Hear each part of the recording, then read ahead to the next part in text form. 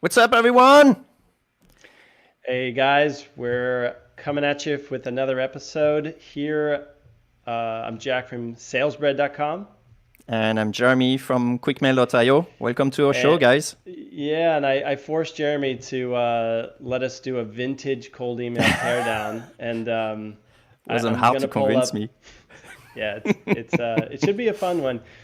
I was flipping through my favorite copywriting book that is usually somewhere on my desk, and I came across a sales letter from 1902 that worked really well selling gas or natural gas products to other businesses. And I just thought there was so many elements of good, solid cold email in there that it was worth a second look, even in 2020. More than 100 years after it was written.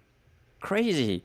Well, is that really a cold email or a direct sales letter? What would you say? Right. So It's this is it's pretty close, certainly right? certainly a direct sales letter. However, it can easily be adopted for today's cold email format with just a couple of tweaks. And as you'll see, maybe I'm getting into it already, but if you just took three of the points, broke them down into three separate shorter emails, and personalized, I mean, you're really close to what an awesome cold email looks like.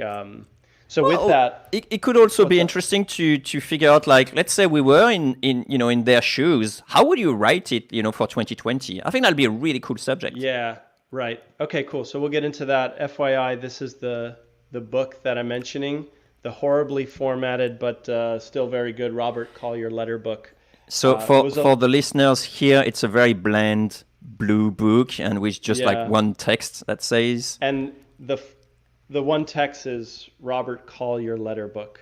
there you go. Um, it's it's not formatted correctly at all. It's just almost a constant flow of letter after letter after letter, but they all worked really well. I Where think did the you one get we're that gonna book? Where did you get that from? I found it. I don't even think it was on Amazon. It was like I I want to say I bought it on eBay or something. It's worth searching for though. I'll tell you that. Maybe Okay. if we find a link to it, we'll put it in the show notes.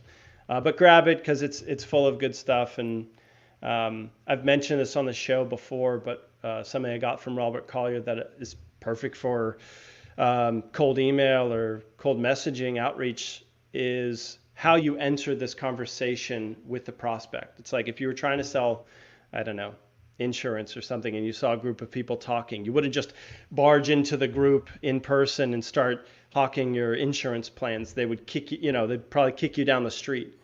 But instead, he talks about how as you enter the group, you may mention a note about what's going on in their industry right now, and they all nod along, and then a comment on I don't know a new competitor in town, and then they're all nodding along, and slowly you sort of enter this conversation so that you're an insider as opposed to just a sleazy salesperson, and something he's done really well. And the last sort of footnote here before we get into it, this letter that we'll be going over was actually the first sales letter Robert Collier wrote, and um, I'm not. He had practiced a little bit and studied copywriting quite a bit before he took a stab at it, but it worked well enough where he was able to take this company, this gas company he was working at, and with this letter alone, just basically gobbled up the competition and started rolling out more and more factories. And he just I don't know, was able to do what everybody listening here hopes to do with their outreach messages. So Yeah, that's with right. that, yeah, Why do you pick up this one specifically? The book is huge. I don't know how many yeah. pages it has. So, Oh, okay. So great question. Lots of letters in the book are B2C. So he's selling oh, raincoats or he's selling a lot of books. that's what we're Um, used to is, direct mail, right. like There was diet, another whatever. letter for doctors that I almost chose over this because it pulled a little bit more effectively, but I stuck with this one because of a couple, I don't know, takeaways that we'll be talking about, I guess, right now. So should I Okay. share a screen? Yeah, I'm excited. Let's do it. All right, let me make sure I'm sharing the right screen. And what do you see, Jeremy? Ooh, yeah. We need to zoom All quite a right, bit. Yeah, awesome. Cool. All right. So it's kind of a longer letter. I want you to bear with me, and I'm just going to read it piece by piece. Otherwise, we'll probably lose everybody in one stab. So let me read the You first. lose me for sure. Yeah, there's 3 paragraphs. I'll read them one at a time. All right, here's how it starts. And bear in mind, this is 1902, but it works. So the letter starts, how much are you paying per cubic foot of your gas? If we can show you how to cut the cost by a fourth, are you interested enough to prove it? The blank gas company of Cincinnati has cut its costs by more than that, and here are the figures as given in a letter from their superintendent. Insert exact figures and costs. The Bank Company of Indianapolis and they mentioned 4 other companies that were favorably known to the trade, have had similar experiences. We'll be glad to send you the exact figures from each if you will take the time to read them. Okay. So things are jumping off the page here. Social proof, something that we mention in almost every episode now, is probably the most prominent weapon of influence used in this first paragraph. Yeah, but holy crap, this is 1902. And there's like, these 2 things already. There's personalization. And there is like advanced influence weapon. It's like, holy hell. Exactly. And what's really nice is good. It's really good. And it's like, it's a reminder that tactics change, week by week, but these strategies that we'll get into, these are here to stay, and they just work. So I'll just list them really quick. 2 I'm ways thinking that this only paragraph is already better than most of the cold email I received in 2020. So it's like, man, can't you actually just study a little bit before sending first cold email? Exactly right. Crazy. Which is another reminder. So you're looking for more inspiration. You don't have to Google for more cold email or LinkedIn templates. You can take a look at some of the, classics, if you will. So 2 areas where they did a great job on social proof. They have what I call a mini case study. So it's 1 sentence that just, here's what this company got. So they said the blank gas company of Cincinnati has cut its cost by more than a fourth. And here are the figures given in a letter. Sorry, Jack. I wonder if this is actually intended for Cincinnati companies. You know what I mean? Right. It's like, do they actually go and then change their sort of mini case study per sort of, state or whatever? So what's interesting is after this letter, he quit this company and basically joined the direct mail business in earnest. And one of his tricks, if let's say they just manufactured a raincoat and they wanted to sell, $1 million worth of raincoats that quarter or something. What they would do is they would work really hard to get their first 200 orders. And they would do that by basically mailing out raincoats almost. They would send something. It's like, hey, we want to send you a free free raincoat. Just, reply with this card. We'll ship it to you. And if it's not the best raincoat you ever owned, send it back at no charge. If you want to keep it, we'll give you this introductory rate. So they would get like 200 people to take them up on it and then buy the raincoat. And then they would look up each city that people had bought the raincoat at. And I don't know how they knew this, but if they were like a doctor or a politician or something prominent in the city, they would do a huge campaign to that entire city and say, John Smith, the local banker, recently said this about the raincoat, and they would ask him for a testimonial. But they would send that to 1,000 people in Cincinnati, and then you can imagine what happened. They're contacting influencers or authority figures already. Oh, so good. Brilliant. It's brilliant. But the funny thing is probably like direct sales letter were probably like the tip of the iceberg, like the advanced industry. Well, nowadays it's not anymore. You got technology and stuff like that. But at that time, that probably was so advanced topic. I think you're right. Crazy cool. Okay, cool. So let's carry on a bit. And I'm glad you share my enthusiasm because this is the good stuff here.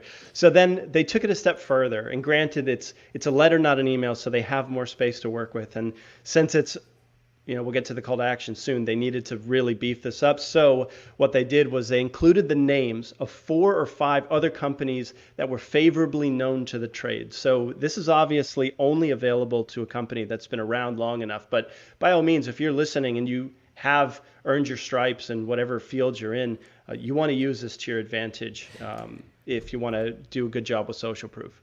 Also, something I'm thinking is that I think we take a lot of things for granted that probably were not the case at the time. Like nowadays, I can just, blast an email and suddenly be in business with like 100 people right away. But, at that time, access to so many people were probably a bit more restricted, like sending a letter was costing probably way more than, sending an email, for example. And also the other thing is that a lot of business required a shit lot of capital in order to start. So it was like a very small group of elite people who were actually just generating those businesses. So it must be really hard to crack the nut, if you're starting with like something new. So, even more kudos. It's like, man, I'm impressed. Good choice, Yeah, very Jack. true. Thank you. Yeah, it's not like they could have just, went on Fiverr and got a quick logo and got a quick way, just like a scrappy like the company guy from the dorm room, kind of thing. Yeah, exactly. There was none of that. So let's carry on here. We've got 2 more portions of this email. Let's get to it. I'm saying email, but it's really a sales letter. So here's the next paragraph. It's just 3 sentences here. Okay. But better than any figures from other plants is this chance to write new figures of your own in your plant. Send the enclosed card without money. On receipt of it, we will ship you a carload of Powellton screened gas coal, our regular standard quality. Okay, so... Come on. Yeah, okay, so here's what's going on. We've actually used this Free approach trial. before. Yeah, trial as a gift, right? That's right. Yeah, so it's basically like reply yes if you want me to get this set up for you, and I'll take care of the details. Reply yes, and I'll take care of the details. Man, this is so good.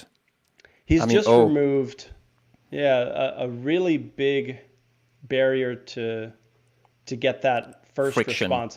There's a lot of respect for the sales process here. Like, imagine they're sending this to plant managers wearing, the suit and the old-timey hat or something. Since they don't know each other, he's doing 2 things: leaning on the reputation of companies they work with to put them on this playing field where they suddenly are somebody to consider. Yep. And then number 2, it's not expecting that social proof to close the sale for them. Instead, they know the process involves having the plant manager inspect their product. And they're just going for that. They're just letting them inspect it, which is the final paragraph, which I'd like to read now. Okay. And then we'll get into it. So he says, test it. Try it any way you wish. At the end of your test, figure how much gas you get per pound of coal and what that gas cost you. If you don't find that Powellton coal has saved you at least 25% on your cost, then that carload we send you won't cost you 1 cent. But if you do see where you can save from 25 to 33% of the cost of your gas, then you are to give us your contract for all the gas coal you use for the next year at a price of $125 per ton FOB, whatever that means. And he says, remember, no savings, no cost, but if we save you 25%, we get your contract. Is it a go? I even love the "is it a go." I could see that as being added. Yeah, I was thinking the same. Yeah, we should add it definitely to the CTA list because I think this is a good one too. Yeah. So curious on this sort of closing paragraph, Jeremy. There's some things that we may not advise for cold email today. That's right. But what do you like? What do you not like about this, or what can we really take from it? Well, first thing is, thank you so much for having brought this here. I'm really astonished by how much good is in this such old letter. It's amazing. It's great. There's so much things to learn from it. Yeah. I think the last paragraph, especially like, hey, try that, do this and so on, it would probably have lost me a little bit. And what I'm thinking is this could be part of a follow-up. But of course, because they're doing the sort of receive a letter, read it as you wish, before you throw it to the trash bin, and people will read it sort of like fully if they're interested. And I think he got my attention, so there's no difference. But by email, I think he probably would have lost me at around the third paragraph. Why? I think simply because the beginning looks really good. It just say like this, like that. And then after that, it's like, oh, I need to do stuff. Like when you say like, test it, try it as you wish. I think so far is good. It's like, it's on my agenda. But then it says like, blah, blah, blah. At the end of the day, you do calculation and so on. It's just like what? You're asking me to do work. So I think there is probably one or two things that we could do better when we're by email. Maybe I'll follow up with you in 1 week. And if in 1 week, you haven't saved 25%, then I'll leave it to you and it's free and you never hear from me again. But, so it's like, or can we have a call, next week to discuss the results? That could have been also a good CTA in our generation. But other than that, I think it's really, really good. Oh, hell. You lost it? What happened? What am I doing here? Okay. We're back. We're back. So I agree with you. There's a couple things in my mind. It's like, we do need to put in our minds that this was going out to plant managers that maybe their sole job was to cut costs. Maybe You're right. It was to, it could also be something they do already, every week on week. So I'm assuming here things that are probably wrong. Right. So let's just say we woke up every morning, went to work in order to cut costs. This is maybe more appropriate. But in terms of cold email, one thing that may have been helpful is for a CTA, it's like, hey, we'll be in Cincinnati next month. Would it be a good time to stop by and analyze that for you? Or I love it. Yeah. That would be good. Yeah. Or maybe we have a third party that all they do is they analyze coal. We'd be happy to cover the bill for them to analyze it. And we'll be there next month at other factories. That may have been probably the best one. And I think that makes total sense because for this type of transaction, it's likely that if you land a client, we're talking like, hundreds of thousands of dollars or millions. Yeah. So it's definitely worth, spending the time for that. Right. And then, of course, there's the is it a go at the end, which is pretty awesome. I didn't know people spoke like that or wrote like that in 1902. But let me go to the top. Are we sure it's 1902? It's like authenticity. He said 1902/03. So the letter probably went out for. It's not quite the same, Yeah, exactly right. All right. I want to scan back up to the top of this letter here. Okay. Because this is what he said actually broke the response in a good way for the company. Is they framed it, and in fact, if you get the book, you'll see that the whole purpose of looping in this letter in the very beginning of the book, he says that notice what we led with. That's what made the difference, so it's fascinating. So he's in an industry selling a commodity. Everybody has coal, but they found through testing that their coal was for some reason just far more coaly or whatever. It had more juice to it. And basically, instead of saying, hey, we'll ship you coal at a better price, he flipped it around and thought, okay, what does a plant manager really care about? Not the cost of coal, because they have to break that coal down and get something out of it. So he found that he's like, coal managers, I don't even know if that's a job, but they cared about the cubic foot for gas and the price they were paying for it. So he did all the work for them and said, look, our coal is weird. You use it and it's going to save you 25% or more just because it's better coal. And that's what he led with. And so the lesson here is drop social proof, use a smart CTA. But if you don't position the product you're selling so that the recipient gets it, or even just, I don't know, gets a little giddy at that chance to grab it, you're not going to win that deal. No, I mean, that's totally fair. Is that if someone, contact me and they could have the best Twitter service ever, it's like, yeah, fine, I don't care. It's like, I'm not in the market for it, right? But if you talk to me about the thing that I really care about, and then you're coming as strong as that, then it's like, sure, yeah, that sounds interesting. Let's give it a go. Yeah, yeah, absolutely. Okay, so we read through the letter. Now, it'd be interesting if you and I could jam on how we would turn this into an email sequence. Well, one Or, thing we didn't talk about, and I think this is addressed by the first line, is what subject line would you give? Because obviously in direct mail, you don't have any subject line per se. Yeah, that you do. The subject line in direct mail would be the outside of the envelope, right? So I would hand address it. So that'd be like a personalized Right. subject line, is so that it's not just mass produced. And Huge fan, on the letters, like huge fan of your cold mine. I don't know, but I mean, okay, what does this tell us about today's outreach efforts? I know. I wonder as well, there is some stuff, creativity that you could do as well with the letter. And in fact, Dale Carnegie was doing something like that for, Yeah, like winning a bet. Putting money. They'd put sand in a letter. They'd put coins. They'd put something. things inside the mailer to be like, what did this? So he'd put a bag of sand if he was selling real estate in Hawaii. Hey, I got this sand from, you see how white it is? You put it in your hands. You see how fine? It almost just like a powder. That sounds cool. I just wonder if it won't backfire. Like someone, open and it's like everywhere. And it's like, holy hell, who actually sent me this thing? But like I do love the idea. Maybe it should be in a small bag. Or maybe they would think it's drugs. Sorry, I should have said that. But yeah, no, he would put sand in a bag. I mean, it probably looks like drugs. There's probably more curiosity going on there. But that's the idea. It needs to stand out. As long as the beach are not like with white sand, I think it's all good.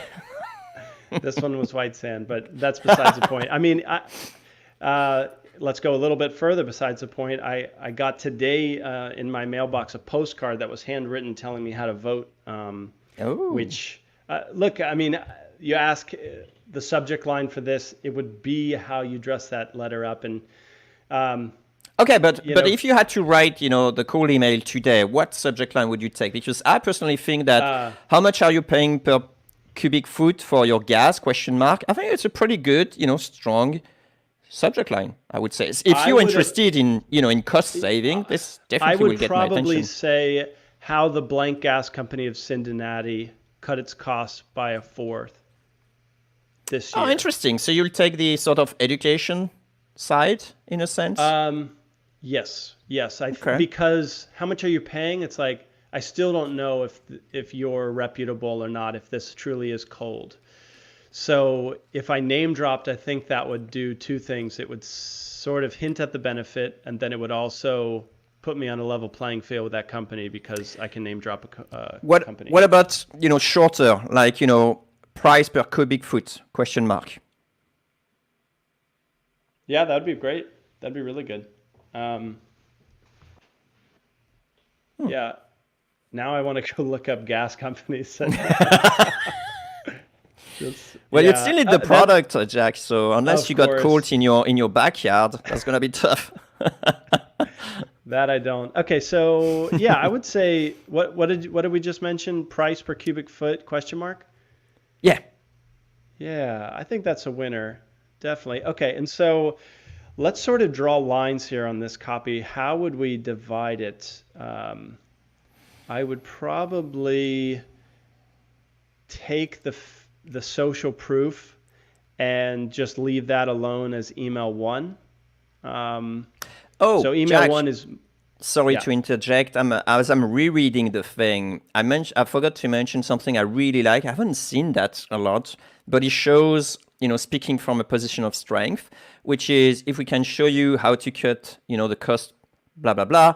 Enough to prove, are you interested enough to prove it? And I was like, oh, that's pretty bold to say that. It means like, these guys really know, like, he's sure of his product, it's just like come across as like so much, confidence in his product. I actually like it. I may even use that maybe for QuickMail, like, Yeah. I made a mental note for that. Spot on. And another, I don't know, position of strength statement in here is like, we'll be glad to send you the figures if you will take the time to read them. It's as opposed to, can I please send you the figures, sir? I wonder, I think this is more like qualifying people, at this stage? It's like, I don't want to waste everyone's time. So is that something like, I think it's a qualification or like something we probably used in cool email is either the call to action or, in a subject line, something like that. Right. Like, Right. No, it's good. But I'm just trying to figure where you would draw the line here. Like, what would you include in email one, let's say two, and then three? and I think you said it. It's probably 3 emails we're looking at right here.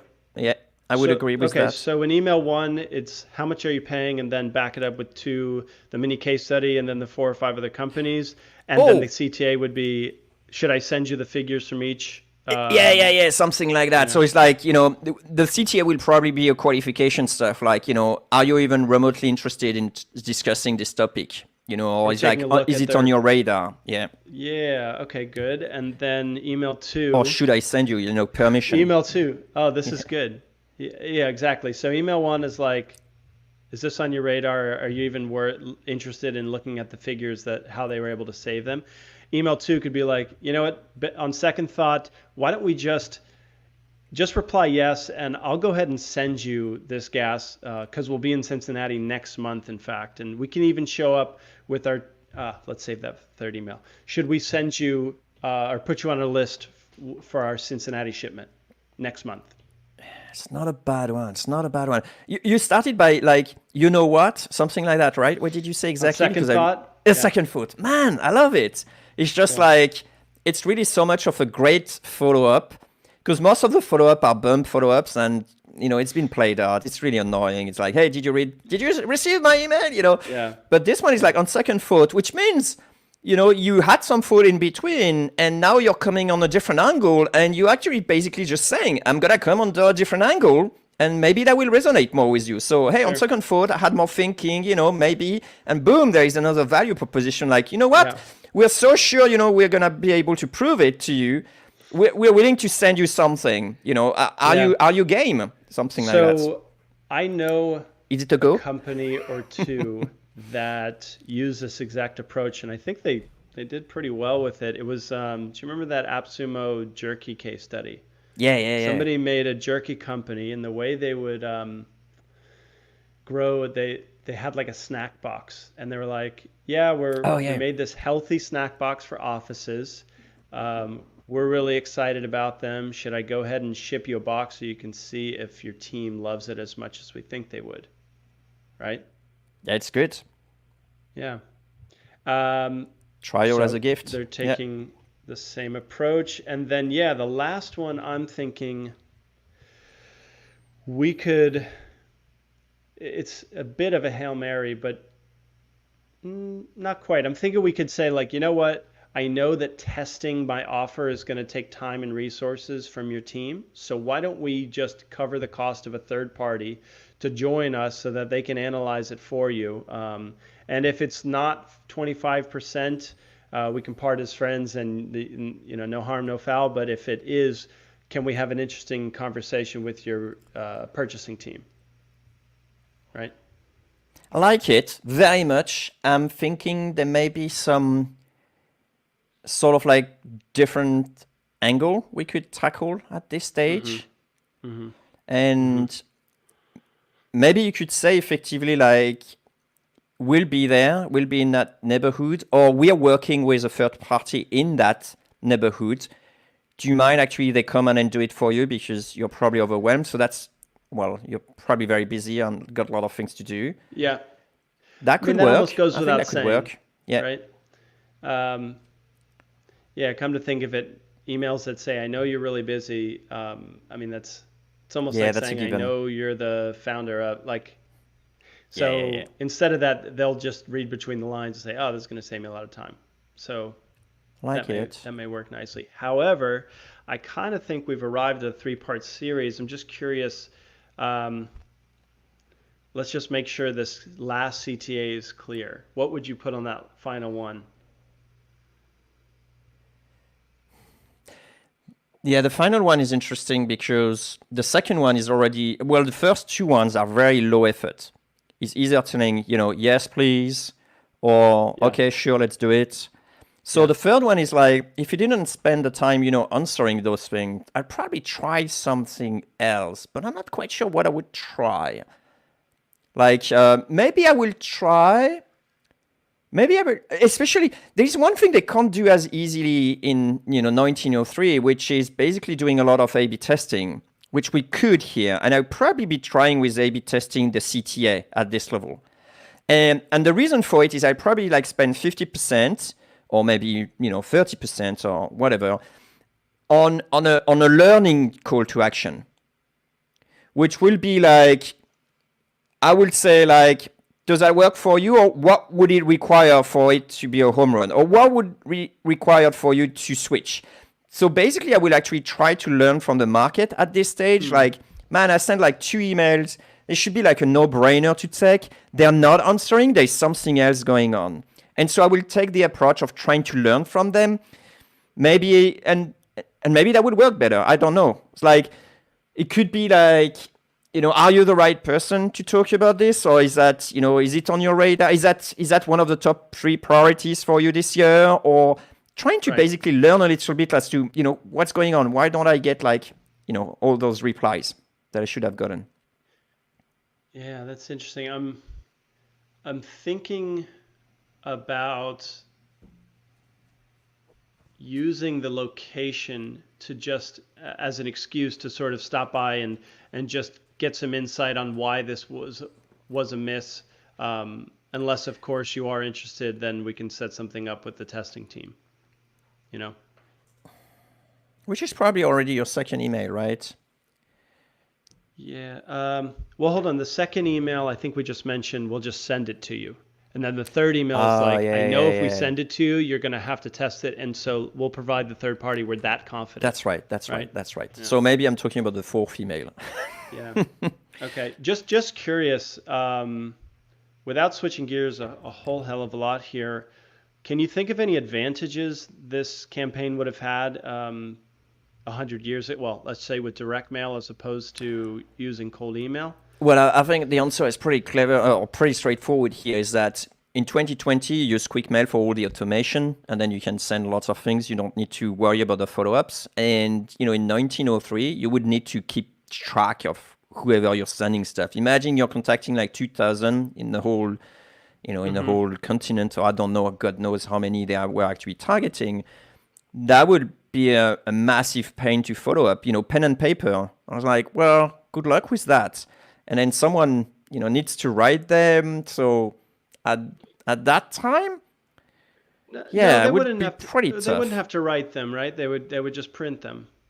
Yeah, but they will need to print a different one, because bear in mind that we had some, you could do it per town, maybe, or per state. Yeah. That's a possibility. But still, there is quite a few customization that goes in it. Right. On the flip side, the follow-up may actually not be as personalized as the initial ones. Well, for no, we do mention that we are coming in the neighborhood. For we could phrase it that way. Yeah. So tough one. What's kind of shocking is they did not write a follow-up. It was just a one-touch campaign, and such a rookie mistake. I think they, well. Yeah, yes and no. So I think they had like it wasn't, I think this email or letter had like a 4% response rate, which was kind of obscene, when you consider the deal size that it was winning them. But it was also, I think, a very young industry. I think back in 1903, people were stoked to get a letter. They went to the mailbox sort of skipping there, and if they got something written to them, they would be generally excited. Kind of like cold email in what year? Yeah. 2015, 16? Yeah, 14, 15, yeah. Hey, a question for you. It's a different playing field. Yeah. Just coming to my mind, what would you think about playing scarcity here? There is no mention of scarcity, but if their product is so good, maybe they could mention in the fourth one something like, right, since last time we talked, we closed XYZ, or, some sort of scarcity here, like, we don't have infinite supply. Well, although maybe you should, I'm not sure this is a good idea. They didn't have infinite supply. Yeah, but at the same time, if you want like, contract for a long time with them, then somehow, it may Good not be very point. smart to say, Or even better, look, we're only going to do this for one company per city. yeah, We're or not logistic interested in. problems. Like we can only serve X number of customers because of our, Good point. the trucks we have or something like that. I'm just wondering why they didn't play on scarcity at all in their sales letter. But Yeah, it's a good point because it's certainly used in others. We only have a couple hundred in stock left. We just totally goofed and we placed an order that was wrong, and so we're just trying to get rid of it really quickly. or even better, you could actually say for this year we can only onboard 3 more clients. And that means that if you're really up and stoked, for performance, we're gonna have to wait like 4 more months or whatever. Maybe time is not precious for them, Yeah. but maybe it is. So before we wrap up this teardown, Jeremy, I'm curious if you could pick out your favorite sentence used, and I'll pick out mine here. Just take 1 minute here. Well, I got the one that actually piqued my interest, so I'm probably gonna choose this one, even though that's probably not the best one. But I really find it really good. Are you interested enough to prove it? Because that really, it's not something I hear very often, and it's like, I'm interested. This guy is so sure of himself. I want to know what's the thing here. What's the deal here? It's like he's so sure of it. It's really good. I like really. Okay. It's probably not the one I would really pick, but personally, emotionally speaking and driven, I think this one is the one that resonates the most with me. Yeah. And it's important to say that, that may not be the best line, but it's the one that resonated with me the most. Yeah. First sentence for me, most important on the email. How much are you paying per cubic foot for your gas? I think without that, they lose. So you're thinking that basically the first line is what frame everything else, and it gives the lens through, forces the recipient to look at our sales letter through that lens. Yeah, and look, it's really hard not to pick, and I'll give you my 2 and 3. It's really hard not to pick the mini case study, how blank gas company saved a quarter. And then it's really hard not to pick the 4 or 5 other name drops that they use that were favorably known to the trade that they work with. That's really strong. It's also really hard not to pick better than any figures we can share. Send the enclosed card without money and we will ship you a carload right now. Holy crap. That's putting your money where your mouth is. And that's why this letter made them millions of dollars and, kind of jumped tracks for a career path for this young writer. But I still have to say framing it is most important. Yeah, I like that. And so what do you think is the most important, takeaway from this letter from someone in 2020 trying to do B2B and trying to crack the nut in a new sort of like industry? Let's say, for example, marijuana or some stuff like that, right? I think that could apply pretty well actually with marijuana, using something like that. Or one is like, we'll make your brain explode. I don't know. I don't know a thing about drugs, but that's, I'm thinking that could apply. So what takeaways I would give that person is it's very important, it's crucial that you take your features and turn those into benefits, and then you take those benefits and then really like study them hard and figure out which one's most important and make sure it's written in a way that resonates with that person you're sending it to. So instead of saying we have great prices on gas, say something like this is going to take your whole bottom line, which I know you're responsible for, and drop it by a quarter just because XYZ. I think that, and then back up what you just said using social proof, and you'll do pretty well. Final takeaway is make it very hard for them to ignore, such as, hey, let me just send you some. All you have to do is write back yes, and I'll get that over to you so you can analyze it. They don't get back, hey, you know what? In fact, we're going to send somebody to analyze it for you. Or next time we're in Denver, we're going to stop by and personally drop it off because if you're willing to prove it, like you mentioned. Shows also good, customer care. And I think that's very important. It's like, we know our product is so good, we'll help you out every step of the way and we'll take care of all the details. So, it's a no-brainer for you. Actually, it's just make it a no-brainer. just frame it in a way that it's a absolute no-brainer for whoever's going to receive this. And in Yeah, fact, sound advice. that's what we are doing. Jack and I have been working lately on some QuickMail cold email, and actually I think we Yeah. also put the video in our course as well. So if you're interested in taking our course, shameless plug here at the end. Yeah. But it's quickmail.io/course. You can just read what's on the page, see if it resonates with you. But you're gonna Right. see some of our live crafting of those emails. So and that's what we put in. So Yeah. What else here? Gosh, there was a final takeaway that I had to. Okay, this is interesting. That's what it was. This company had the luxury of being able to throw in a mini case study and name drop 4 or 5 others, and then have the funds not only to mail this out to the people, but also to foot the bill of a trial. Jeremy, what would you recommend to a gas company, let's use this example, that was just starting out and they actually didn't have a bunch of companies they could name drop? Let's say they had one or maybe zero. What advice would you give them to start cracking that market? well, usually it's not just valid for gas, but my personal advice would be to just consider it as marketing costs. So basically, if Jack, you were the recipient, I will send it for you for free, and I will tell you straight. I will say the only thing I ask you in exchange is that I can use you in my testimonial, and you're gonna and then you're sending me the actual performance improvement that my product actually bring to you, and we'll make it free for the next 6 months or whatever, something like that you won't you'll be foolish to ignore, and then I will just swallow it as a cost of doing business, basically. Right. And of course, the idea, if you did that for, gosh, how many might that be?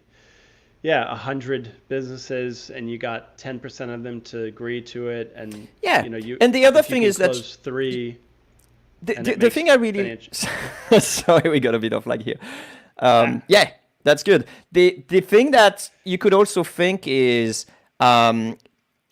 it's great way to contact people the first time like that, because then if they don't take you on the offer, you say, hey, no sweat, thanks, thanks for considering it, no problem. Next year you come back and say, hey, remember last time we talked and so on. Since then we closed, Bank of America or whatever, like some big names who did accept, or some, you do the stepping stone approach. But basically you just mentioned the few customers that actually went on with you, like super happy, and then you show them like, here's their results, and they know that the results are correct and true in a sense that you already made the proposition to them.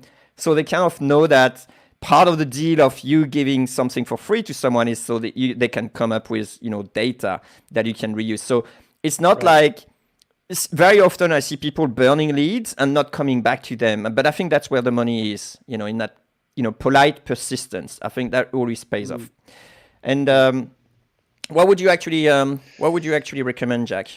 Yeah, so pretty close to what you just said. I think about the story we started this cast off with about how do you sell $1 million in raincoats, and if it's a brand new company, if you can just get that in the hands of one well-known, let's say, banker in Cincinnati, you're going to have a very successful, or far more successful, Cincinnati campaign if you can use that testimonial. So I think I would break this down into a couple steps, and I call this sort of like a snowball, where as you pick up, let's say, marketing points or sales collateral, or just like sales points, whatever you want to call it, things get easier, and the snowball just keeps growing bigger and bigger.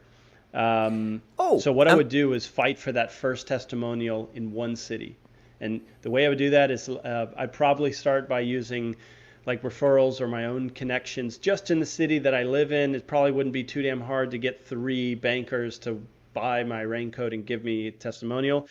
And then I would probably start by going after all the bankers in that city with one campaign. And then when maybe you get a couple dozen, then you expand that to other professionals and say, oh, already a couple dozen professionals have said X and Y, and we still have this introductory rate. And then you roll it out a little bit larger, where it's like hundreds of people in your city have been buying it.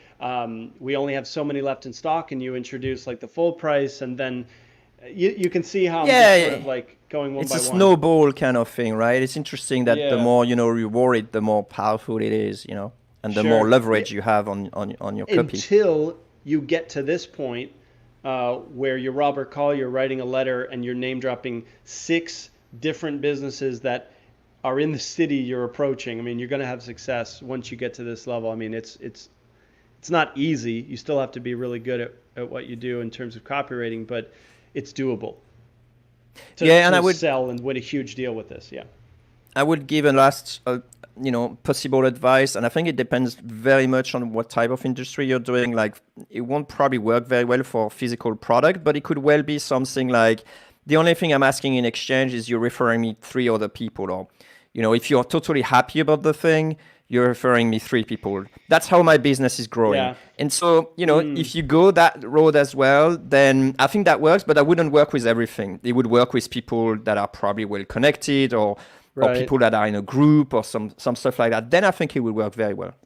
So, door-to-door sales trick is whenever you close somebody, you say, thank you. I know you're going to love it, blah, blah, blah. By the way, before I get out of your hair, I know there's probably a couple people in the neighborhood that you're friendly with. Do you think any of them would appreciate the vacuum or the whatever as well? Oh yeah, try Susan. Hey Susan, Joanna just told me that after she bought one of these, you would probably love it too because of X and Y. Can I have a minute to talk? And that's your entry point. Yeah, And then, your foot in the door. you know what I mean? Like literally. it's, and then if you do that, the next, you exhaust your referrals, and then you knock on a cold door without a referral, and you say, hey, so far in your neighborhood, that house, that, I think it was 7 people already bought this, so I figured it'd be worth your while. And the snowball, right? So Yep. if Everyone you don't wants have, it. Yeah. yeah, but it's nice too because you don't have to wait until you're an established business to do outreach. In fact, that's to me the whole beauty of outreach is it gets you going before you have this fancy marketing budget and before you even have a client to name. I mean, that's how I got started, and Jeremy probably not too different than you. Yeah, Right? exactly like that too. More or less. Okay, so this stuff works even 100 years ago or whatever. I think we did That's this a good justice. point. For everyone who say What? like, oh, this is dead and so on, it's like, no, it's been more used by everyone, which makes it a little bit harder on the margin, a little bit smaller, but it still works. Human Right. psychology hasn't changed that much. At all. I don't think it's changed. I mean, I don't know if I will be able to save it, to sell it to a caveman. Who knows? But maybe if yeah. I say, I don't know, fish, good. Yeah, that's a Maybe it good works. point. Who knows? I just watched that Netflix show on why the social media is like Oh destroying yeah. our brains or something. So now I'm not sure if human psychology has remained unchanged for 100 years, but it it's nice to see that some of these tried and true strategies are here to stay, right? I mean, and case in point, we can take a letter from 1903 and figure out how it is going to help our cold emails and outreach Well, messages today. in a sense, what this letter is just doing is, building a bridge between what people want and where they are right now. So, and I think that's valid no matter what age you're thinking, right? Even a caveman wanted something like food or shelter Yeah, or yeah, whatever. it's Maybe it'll true, kill and a you good for that, reminder but here. anyway. Yes, indeed. Okay, I think we did this justice. Jeremy, anything else from you? Nah, I think I think it was a great show. Thank you so Cool. much, Jack, for bringing this letter. That was really cool. What about you? Do you have any last closing comments? Yeah, I would just say you want more inspiration for your outreach messages. You don't have to look at the latest thing that HubSpot posts. It's really just those are to me tactics that are easy to come and go, and it's nice to be reminded that the classics, the copywriting principles that have been in the universe for over, I don't know, say hundreds of years At are least. still worth mastering, right? So don't get complacent. Go back and dig up those old copywriting books because you're bound to get inspired from it, even in 2020, whatever. Well said. Cool stuff, Jeremy. Thank you. Thanks, Jack. Awesome cast. And thank you for all our listeners. And we'll see you next week. See you next time.